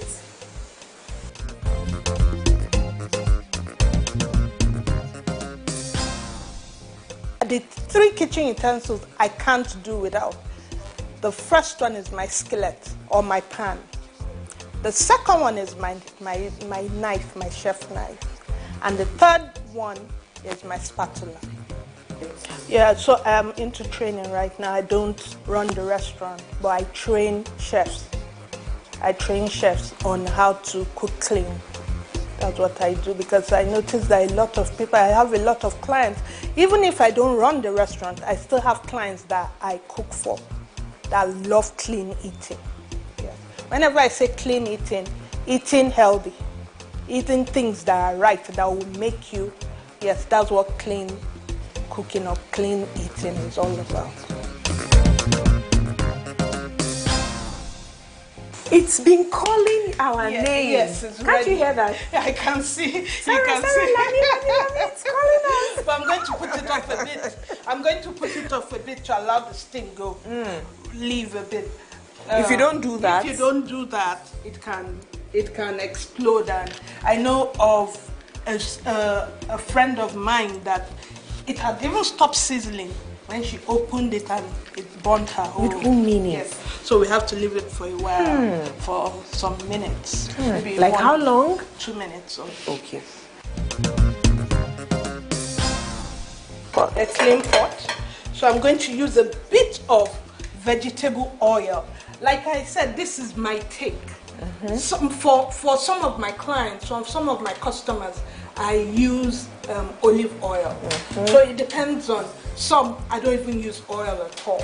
But this particular one, I'm going to use a little bit of vegetable oil. So when the oil is hot, I go in with my onions. If you notice, I love onions. I can see. You have a lot of it there. Yes. So I go in with a lot of onions. This sound is music to the ear. Yes. And I brown it a bit. I'm going in with a bit of the Scotch bonnet.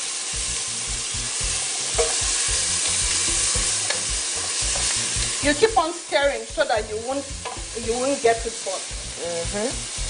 Since it's not a non-stick pot, yes. And remember, one of our proteins, I told you we're using kidney, and we didn't add it to the... So I'm going to put it up now to fry a bit with the... Cut it in large chunks. Yes, I did. Everything in this gote is in large chunks, like I told you. We're going to go in with the mixed stock. Which is also the base. Which is also the base. Yes. I'm sure the pressure cook has done justice to it. Yes, has done justice to it. So we're going with the last.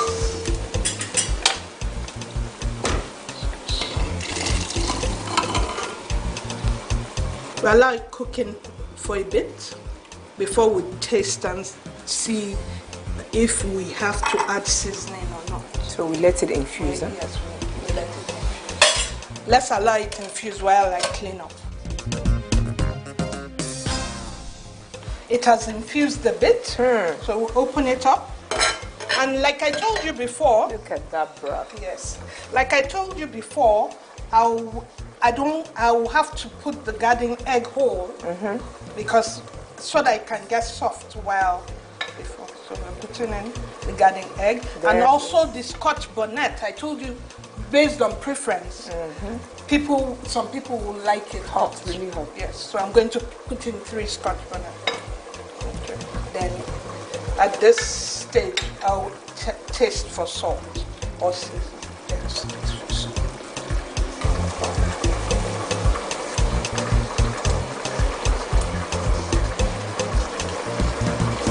I'm going to just put a pinch of salt. That should do it. Then right now we're going to put our acha. Remember, this is washed. Remember, this is washed and the stone. I'm not going to put all. I'm going to put half. Yes, because what it does is swells, and you're eating more of the broth than the fonio itself. Yes, the fonio itself. Well, it's going to swell. It's a wonder cereal. Yes, it's a wonder cereal.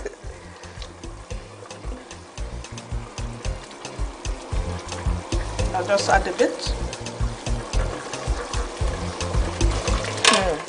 Okay, now for someone who hasn't made this before, Chef Lami, from this stage where you added the fonio, yes, how long do you think it will take? Tell my viewer. 10 minutes. 10 minutes max, and everything is done, so that they don't overcook it. 10 minutes max. So we'll wait for 10 minutes. Yes, it doesn't take time. Don't go away. Don't go away.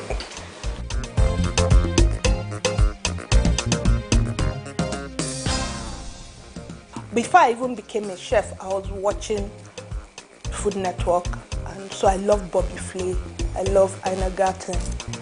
Those two are my role models. For me, Bobby Flay, I like his cooking techniques. They are simple and sophisticated. And Ina Garten, for me, she's the mother of all. She's so natural. She's just original. I like her simplicity.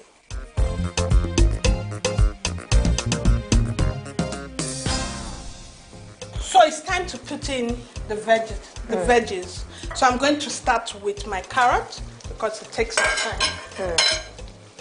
Like I said, chunks. You know how we cut them in chunks.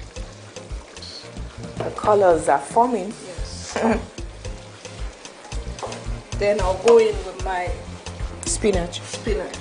Or greens, as we know it here. Yeah, that's right. It's already washed and I blanched it. That's why the color is still green. Yes. That's another art. Yes. Blanching. Yes. Not everybody knows how to blanch. They lose the color eventually. So we'll stir up a bit. I need to add some water. Okay. Yes. Thank you. You're welcome. More? No, it's fine. We'll leave it to heat up a bit, to simmer a bit. Then it will be ready. This will make a very good meal when you're recuperating from an illness. Yes, it's right. You know? So for your general well-being, fonio is very good. Acha is very good for diabetes, for any, people that are on a restricted diet. It's very good for them. So just like you said, Chef Lami, yes, we agree that gote, they say, originates from the Birom people of Plateau. But almost every part of northern Nigeria, takes gote. It all depends on the way you decide to prepare yours.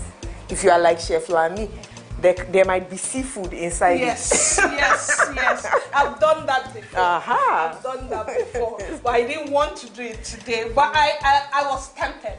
Really? If people that are conscious of their body weight and what have you, you could decide to be adventurous with it. Yes. Well, I'm very adventurous. I know. And it depends on my client's preference. Some don't eat beef. Most of them don't eat beef. So I use fish or prawns or shrimp. Yes, wow. Well done, Chef. So our gote is ready. It's time to plate up. Let's see you do your thing.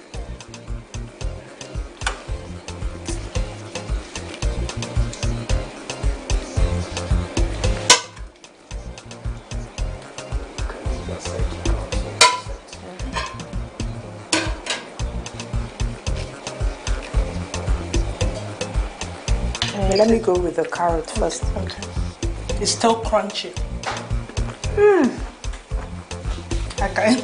Need I say more? Need I say more, my esteemed viewer? The vegetables in here are not like completely cooked soft because we need to maintain the crunchiness and the nutritive value of the ingredients. You don't want to cook everything all out and you're just eating shaft. So it has to be cooked not in over a long period of time. Thank you very much, Chef Lami. So you've heard my own view about what Chef Lami has prepared for us today. I have a copper with me who's actually attached, to work with me. Emanuela, please come over. I want to hear your own opinion about the fonio porridge, also known as gote, which Chef Lami has prepared for us today. Have you eaten it before? No. Have you tasted it? I've never tasted it. But how does it look? This is delicious. Presentation-wise, right? You're going to try it out, you said. For my mom especially. Any particular reason? It's just for the health benefits. Okay. That's right. That's excellent. Honestly, Chef Lami, this is wonderful. Thank you. Though I'm not surprised, it's your thing. You do it, you always do it your own way, and the end result is always fantastic. Thank you. Thank you very much for having us, Chef. Like I said, the kitchen is always open. Oh, thank you very much. We really appreciate it. You're welcome. Please don't go away. The program will continue after this time out.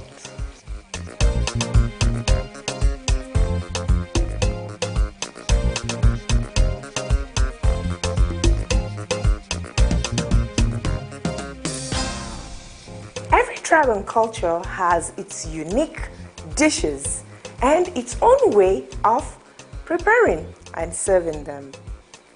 Every type of food has its own unique flavor, texture, and nutritional benefits. So it's been Bon Appetit, a culinary adventure today with Chef Lami. You've seen the nice and beautiful presentation of gote, which she, put out there for all of you to learn.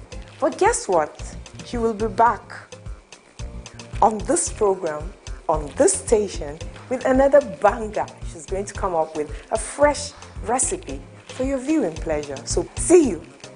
Bye-bye.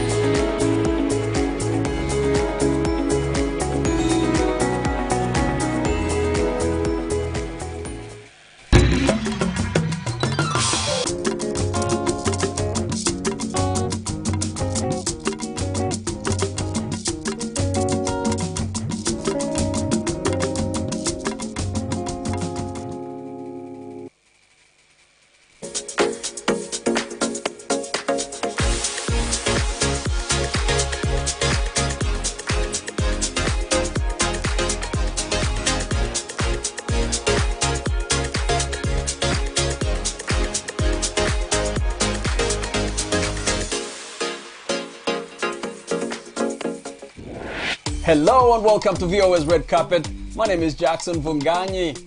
This week on the Red Carpet, we visit a chess academy based here in Washington, D.C. that is teaching kids how to apply the game's problem-solving skills and discipline to real life. We go to Senegal, where students have transformed a solar-powered car project into a network of generators to provide light to rural communities. And we check out MIP Africa, an event that showcased the growing influence of African cinema on the international stage. Those stories, plus the New York-based fashion incubator that is helping new fashion designers learn the business of fashion, right here on the Red Carpet. Let's get on with the show.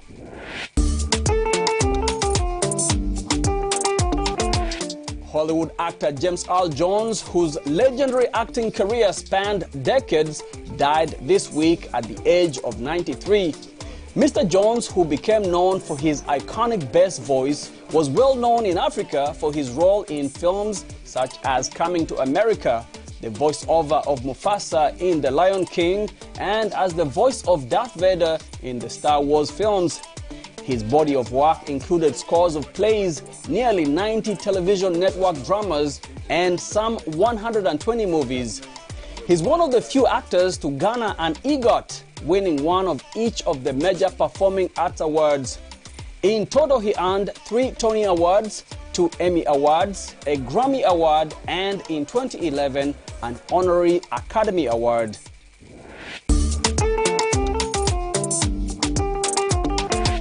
An idea that started out as a way to help one student having problems at home turned into a full-fledged chess academy in Washington, D.C., where young kids learn the game of chess while learning problem-solving and discipline and applying the board game's lessons in real life. VOA's Philip Alexiou reports. We'll do a little bit of chess first, and then we'll let you eat. Shaka Green is the founder and executive director of Bravo Zulu Chess Academy in Washington, D.C. Bravo Zulu is actually a nautical term. I spent some time in the United States Navy. It just means job well done. And as soon as I heard it the first time, I was like, well, yeah, of course it does. All right, E2, E4, we know that move. We've seen it thousands and thousands of times at this point. The idea of Bravo Zulu Chess Academy began when Shaka Green noticed a third grader named Antonio having issues in school. So I made a deal with him. I said, hey, if you can stay in class, I'll teach you how to play chess. And his response was beautiful. He said, I already know how to play chess. I said, well, show me. And so what started as a challenge, he and I would just play during lunch as a reward. The kids came by to watch and showed so much interest that Green launched a morning chess class and later another chess class after school. That's when Green said it was time to start competing in chess tournaments. Looking for a way of giving a kid a tool who really needed a tool to make his life better, it turned into this program where we've now won more than 150 championships. But more importantly, Antonio and many of his friends are now college students. Green believes every child should learn to play chess before any other discipline like playing an instrument or sports because chess gives you a firm foundation in thinking, critical analysis, and discipline. I like chess because it helps you learn and how to make sure that you think before you move. It's kind of like life. Green says Bravo Zulu welcomes boys and girls. You'll find that more boys play chess, but girls are actually the better chess players just due to cognitive development. What Green likes best, he says, is creating a community of players all helping each other get better. What we do unique that here in our program, Bravo Zulu specifically, is we have a very communal aspect. They want to be here. 19-year-old instructor Carmelo Miles says the children at the camp motivate him to work harder. Because I have to be on my A game to help them. I have to learn my theory, I have to be in the chess books, I have to learn. Everyone here is learning, and that, says Green, is the whole idea.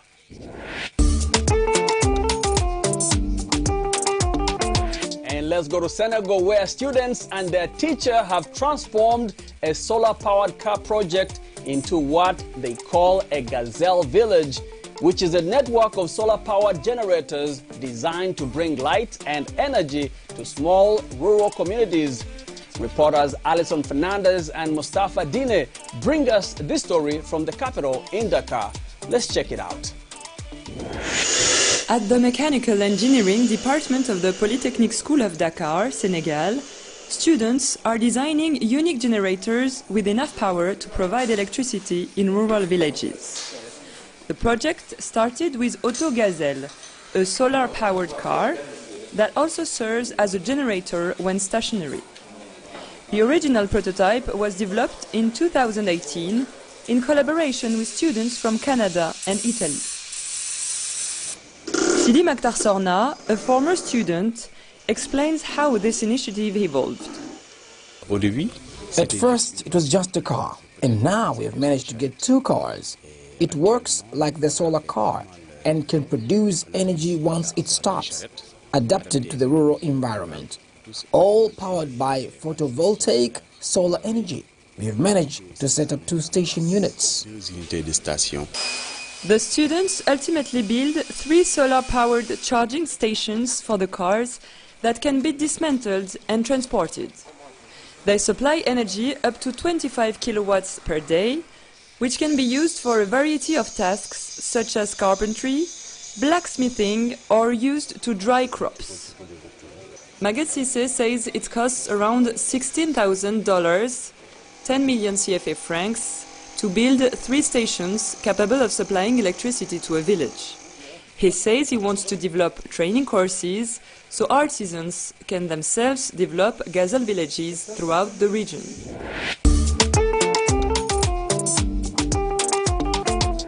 MIP Africa, an event dedicated to connecting African film and TV creatives with global producers and industry leaders, wrapped up last week, securing several major deals. The event, which showcased the growing influence of African cinema on the international stage, was held as part of the Fame Week Africa, a major conference for creative professionals. Vicky Stark brings us the story from Cape Town, South Africa. Let's check it out.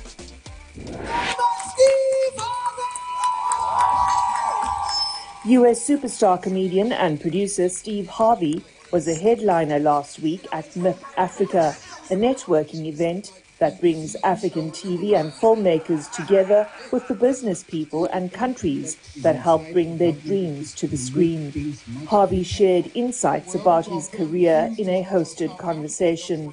Harvey has also partnered with the Botswana government to set up a training academy called Botswana Ignite to advance the country's TV and film industries. Look, South Africa and Nigeria have a jump on everything. You know, they're doing quite well. But there are a lot of countries on this continent who could use some help. A 2021 UNESCO report found that Africa's film and audiovisual industries employed about 5 million people and accounted for $5 billion in gross domestic product across the continent. The study said the industry could eventually grow to employ 20 million and contribute $20 billion to the GDP.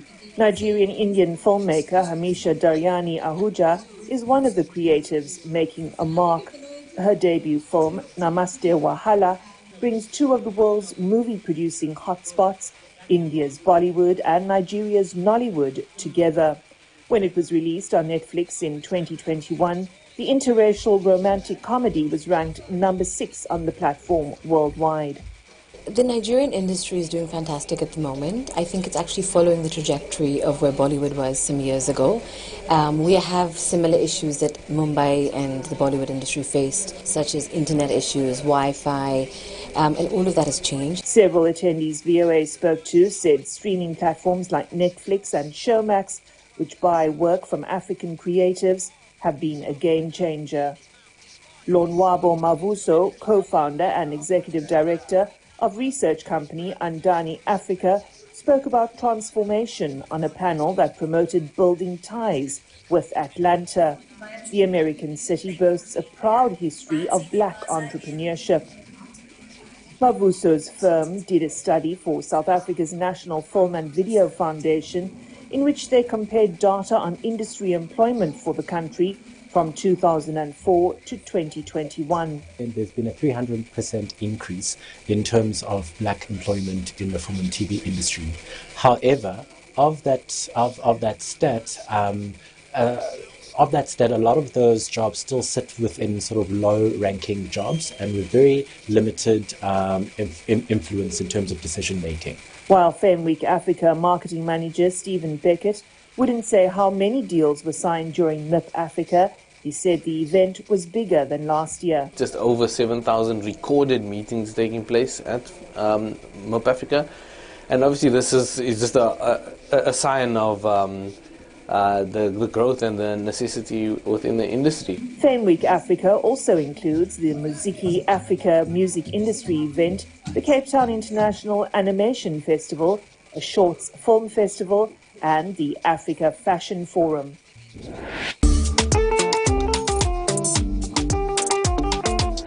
In New York, aspiring fashion designers often attend colleges like the Fashion Institute of Technology or Parsons School of Design. But for those without the means or access to higher education, a Harlem-based fashion incubator, a company that helps new fashion designers grow and learn the business, is providing alternative paths to the industry. VOA's Tina Trin shows us two emerging talents. There's something so beautiful about making something that is an art that people wear every single day. For Trey Malone Buchanan, the art is fashion. He's a design apprentice at So Harlem, an incubator for emerging fashion designers and entrepreneurs in New York's historically black neighborhood of Harlem. I love to create clothing that you have on, but it can be shaped or shifted or even a different pattern or different fabric to something that can make it even more cooler than what it already is. But in the city's ultra-competitive fashion industry, Buchanan has no illusions about the challenges of breaking into the field. A 2021 report by the Council of Fashion Designers of America and clothing company PVH Corp. surveyed over 1,000 employees across 41 fashion companies and found that 2 in 3 black employees experienced microaggressions and were often the only minority in the room. It's a very closed group. Sometimes you really gotta just slide into the back door. Sometimes you gotta wiggle your way in. It's why spaces like So Harlem are critical for creating pathways for young talent like Buchanan and fellow apprentice Noah Joseph. I might not be what I'm doing if it weren't for So Harlem, like at all. Joseph couldn't afford traditional fashion design school. I'd never touched a sewing machine before I got here. Never. And I came here and, they walked me through everything. I was able to learn how to sew. I learned how to cut patterns, make patterns. The nonprofit has helped launch more than 20 micro-businesses, including Joseph and Buchanan's respective clothing lines. Along the way, it has trained unemployed and underemployed locals and assisted with job placement. I didn't know this was in Harlem. I thought I would have to go downtown to